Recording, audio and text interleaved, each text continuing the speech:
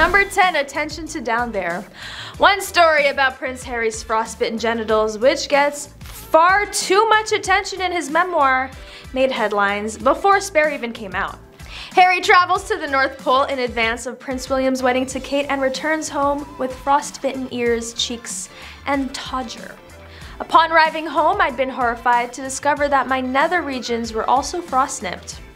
This unfortunate incident sparked countless jokes and puns, with some even suggesting that his frostbitten todger should have its own royal title. But in all seriousness, it's a reminder of the harsh conditions that the prince endured during his trek to the North Pole. Poor guy. Without trying to make light of the situation, it's also a reminder that royal men are not immune to frostbite or other cold weather challenges. It's easy to forget that behind the fancy titles and lavish lifestyles, they are still human beings who face real dangers and struggles. Number 9, profiting off the family. Even though Meghan and Harry aren't going to be making money as working members of the royal family, that couple has found other ways to collect their coin. Along with their highly controversial Netflix docu-series and the memoir Harry released, I have a feeling that couple has found their sweet spot when it comes to content the audience will pay for. And you guessed it, it usually involves never heard before tea on the very private royal family. The production company Archwell Productions signed the $100 million deal to make the Netflix series, as well as a $25 million deal with Spotify, where Meghan hosts a podcast and discusses real-life issues with celebrities. Even though they weren't paid for the interview they had done with Oprah, it cost the royal family their reputation. Meghan and Harry chose to expose the royals in this CBS special, where allegations of racism, unfair treatment, and financial independence were brought up after the couple stepped back from the royal responsibilities. We can't deny the royal family has always been shrouded in mystery, but now, thanks to the couple's candidness and willingness to share their experiences, we are getting an inside look at what really goes behind closed palace doors. And let me tell you, it's not all tea and crumpets. And with this newfound transparency comes a hefty price tag. Who knew that being a royal could actually be profitable? And also how Meghan managed to make those messy bun hairstyles trendy and sell out in record time, so it's no surprise that everything they touch turns into gold. Number 8, the docu-series. Since the backlash from the interview didn't seem to do anything to Harry and Meghan, it was followed by a tell-all docu-series that dove into the personal lives of the couple and their experiences at the royal castle, which they felt was mandatory to share with the rest of the world. And just to be clear, this caused just as much, if not more, backlash, with more people questioning why the couple keeps sharing all these personal stories after claiming they want to keep their personal lives away from the media attention. Many people have questioned if this couple decided to drop this Netflix miniseries to make extra cash, since it doesn't seem the royal inheritance is enough to keep their family stable. And what would be better than milking the story of the royal family and exposing them for money? Obviously, the royal family did not appreciate these attempts from the couple to bring them more attention while trying to give them a bad rep. But to be fair, the couple themselves don't have the greatest reputation among many people. And then, of course, Harry targeted the British media and their attempts to exploit the royal family. During the 3rd episode of this series, Harry describes the role of royal correspondents who specialize in coverage and analysis of the royal family and their role in the British media. Number 7, twisting the truth. The couple claims to have given up a lot to start a whole new life, but did they? So far, most things they've been doing involve the fact that they haven't given up some aspects of the life they were once living. For one, the title of Harry and Meghan's foundation caused some royal drama because they were told they were no longer allowed to use royal Sussexes. They eventually came to an agreement that the title will be revised after the spring of 2020. Other ways it just doesn't seem the couple has let go is the fact that they are profiting off the grief they experienced from the royals and sharing it with people in different forms, like the series, interviews, and even the new memoir dropped, Spare. The controversial memoir was released earlier this year, making everyone question Harry's intention.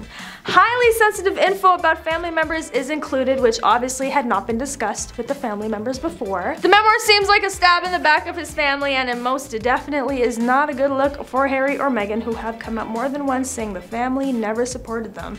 Number 6, cutting family ties. When they announced their departure, they dropped a serious royal bomb.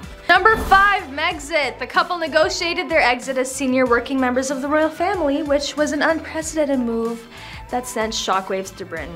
The late Queen admitted the family would have preferred them to remain full-time working members of the royal family, but still respect and understand their wish to live a more independent life as a family. The move was dubbed megxit, the use of her name rather than a collective term for the two of them, which is interpreted by some as Meghan being the instigator despite it being highly publicized that it was a mutual decision. Harry even explained how the term megxit is a misogynistic term that was created by a troll amplified by royal correspondence and grew into mainstream media. Some may take it as a joke, but obviously Harry doesn't play about his wifey.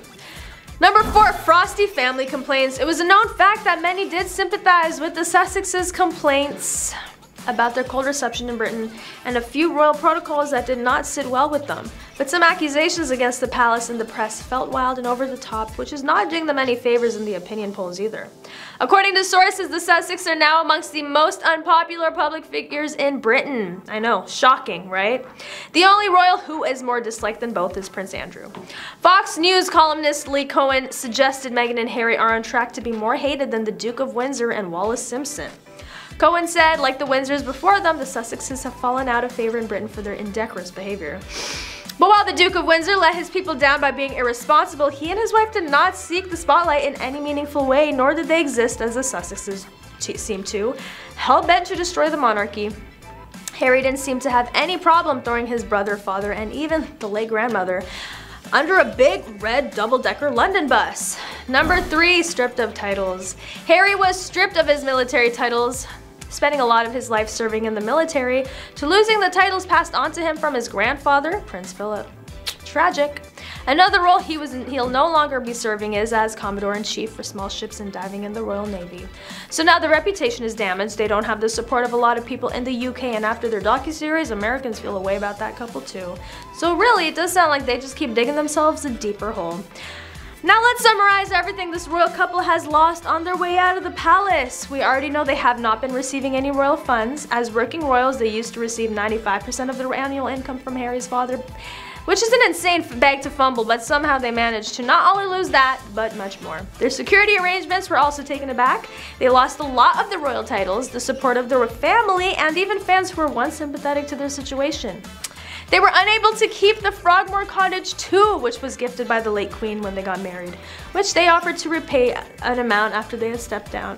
Not to mention, they lost respect from a lot of people who looked up to them during their time as royals. Their reputation has become very questionable after the allegations that have come out about them lying in the Oprah interview and their docuseries.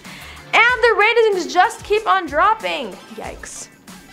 Number 2, the dark secret. As the deepest secret still to be revealed, Prince Harry has been warned about royal retaliation.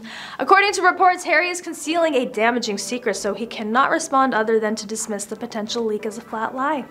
Following the torrent of negative allegations contained in Harry's tell-all memoir Spare, royal staffers may attempt retaliation by providing information about the royal. If other royals approve of the release of the Duke of Sussex's deepest secret to the media, he could soon face immense damage. Radar, celebrity website, was informed by a source that the information would have such a negative impact on Harry that he would be unable to respond other than to call the unspoken revelations lies.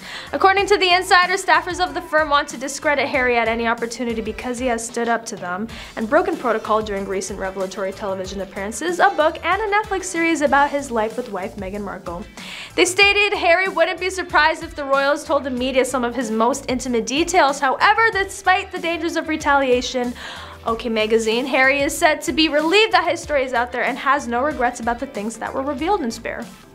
It comes as media writer Sophie Ellsworth of The Australian stated that Harry should be wary of a counterattack as the rift between Harry and his father and brother grows. And finally, number 1, revenge. Revenge is delicious. The question is whether the royal family will take vengeance. According to Miss Ellsworth in the Royal Report, what goes around comes around. He's trashed them, he's made a fortune out of it, and we should watch this space because I wouldn't be surprised if there is some leaking on him that will do him immense damage. And I've got to say, my sympathy levels are extremely low. However, the Duke and Duchess of Sussex still haven't decided, according to a Mirror report. Sources say the decision will be made based on whether the King and Prince will agree to hold a family meeting prior to the event to establish some guidelines. A source stated Harry has been very clear about his position and hasn't changed. He won't come if he thinks the atmosphere will be as bad as it was at the Queen's funeral and Platinum Jubilee. But that is all for today. Thank you for watching. Don't forget to like, comment, and subscribe, and I'll catch you next time on The Rich.